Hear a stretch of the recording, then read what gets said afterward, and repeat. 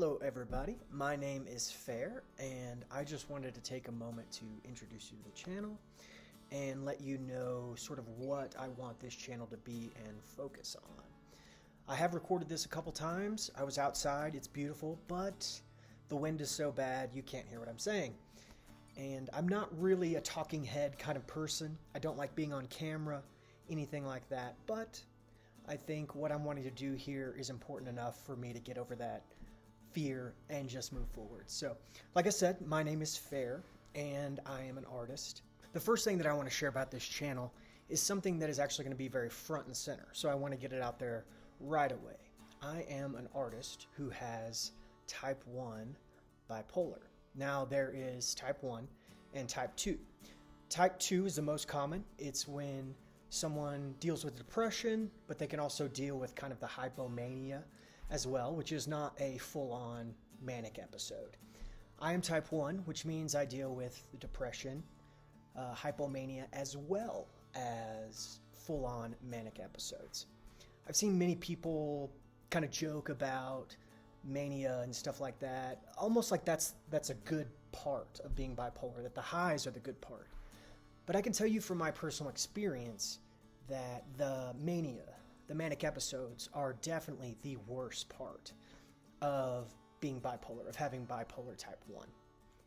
I have really messed up my life in different points because of manic episodes, whether it be financially, I put myself in a hole, or relationships were messed up because of that. So I can tell you that mania is the least fun part of having bipolar. And the reason I wanted to share that is because I know there are plenty of people out there who are dealing with bipolar 1 or 2, and they may feel alone, they may feel isolated, whether they just got diagnosed or whether they've been diagnosed for 30 years, or even if you may think that you have bipolar. So I just wanted to get on here and show kind of the real side of being bipolar. So the ups, the downs, and all the complications that may come from that, and also all the triumphs.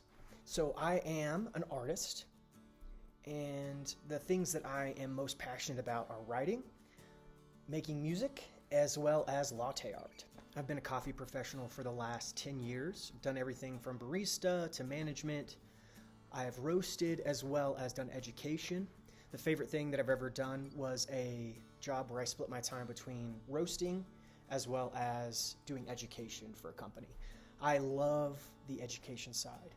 And I'm also a pretty decent latte artist. And latte art is definitely the only visual art that I do at all. And I don't know why I stuck with that, because I can't draw, I can't paint, I can't do any of that, but something about latte art grabbed me. I'll definitely share some of my coffee art as the page progresses, but that will definitely not be the focus. The focus will be, artistically, more on writing as well as music. When it comes to writing, the first book I ever wrote was about coffee.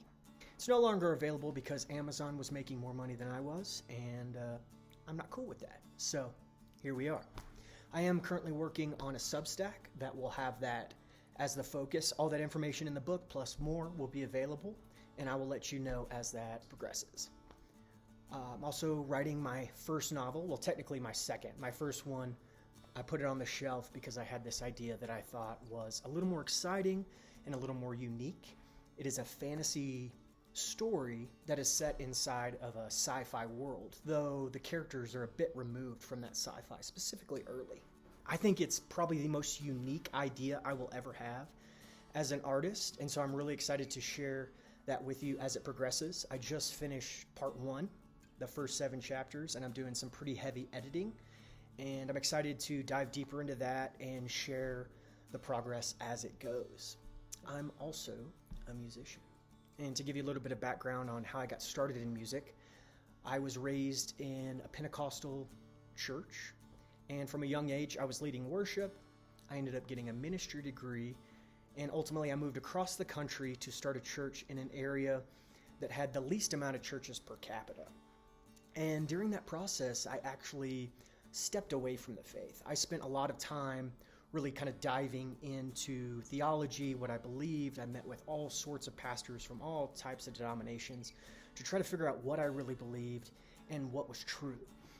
And eventually I woke up one day and realized I just don't think I believe this. And so I stepped away from ministry, which also meant that I stepped away from music. I didn't play music for almost 5 years. There was definitely a bit of a trauma there that is hard to put into words, at least concisely. But once I started creating music again, it was the best feeling. It completely changed how I interact with the world. No longer were all my ideas and things stuck up here, but I was able to get them out and express them and process different things that had happened in my life. And I found it to be really helpful. Right now I'm working on a project that is called Family Ties. It is an album that explores the ups and downs, the intricacies, the complexities of family relationships. It's kind of funny because when I started writing this, it was just for me to get the bad out. I wanted to get the bad that I had up here out in the world, process it, and move on. But what I realized is that through this process, I started seeing things from other people's perspective. I was always very selfish when I was viewing things as they came, as I experienced them. But looking back, I can see that there were definitely times where I wasn't seeing the whole picture. And this process really helped me open my mind. It helped me process trauma that I had from my childhood that I didn't even know was there because I didn't really remember most of my childhood. It wasn't that traumatic, but for some reason, when I moved in with my grandparents and my life got a little better, I just kind of wiped a lot of that out.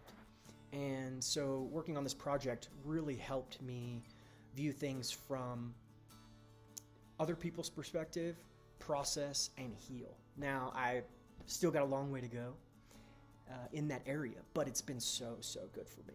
So just to give kind of a quick recap of what this channel is going to be, it's going to be me talking about my previous experience with bipolar, even what I'm going through at the time, and as well as my artistic endeavors, how they have helped me process different things in my life, how it's allowed me to move forward and actually do some really cool things in life, but also just as a place to share that art.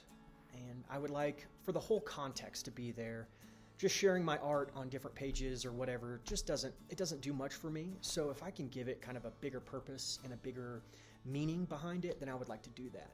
And since I have such a fairly unique story, I mean, other people have definitely dealt with this and had similar experiences, but since I do have a bit of a unique story, I feel like I can use that to help other people who may be going through the same thing or think they may be dealing with the same thing, but also to share that art and give the broader context to what is happening in the art, what the art means, and all that sort of stuff. So thank you so much for checking it out, and hopefully I will get some music and even some of my writing on this channel here pretty soon. So thank you so much for checking it out. I will see you later.